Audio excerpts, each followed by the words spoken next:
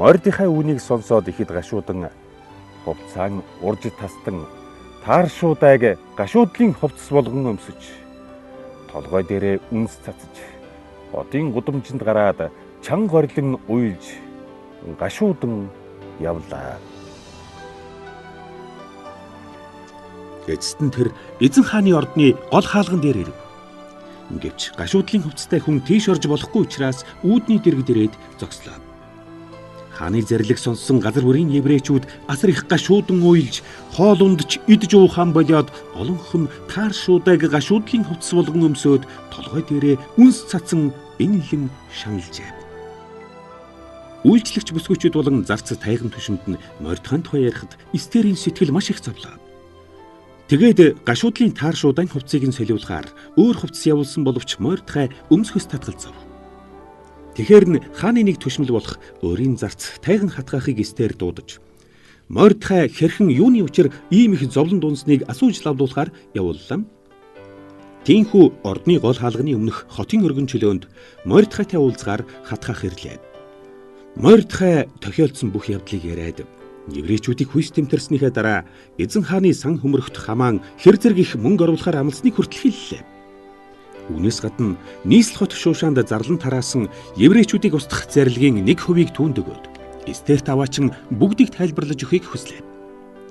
Бас хүү эзэн хаанд заавал бараалгаж өөрийн улс үндэстний төлөө түүнээс өршөөл гуйхыг Мордехай Эстерээс хүслээ.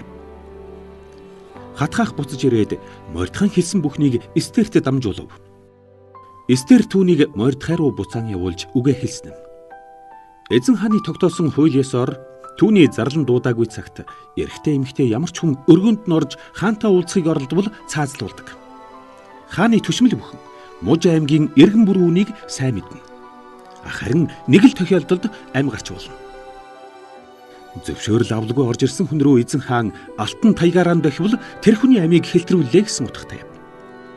Гэтэл намайг эзэн хаан сүүлийн 30 хоногт нэг ч удаа өргөндөө дуудаагүй гэлэм.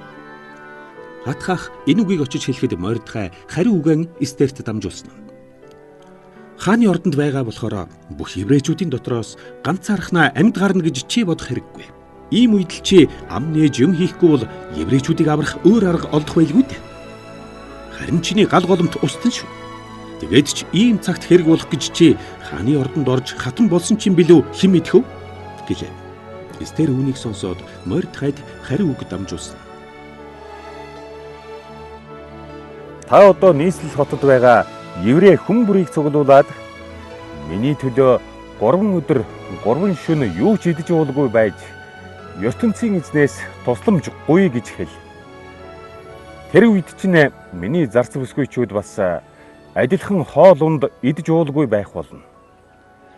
Үүний дараа хэдвээ хууль зөрчсөн хэрэг боловч би хаанд бараалхан оръё. Тэгээд үхэх ёстой бол хамаагүй үхье гэжээ. Мордехай үүнийг сонсоод Эстерийн хэлсэн бүхнийг даглав.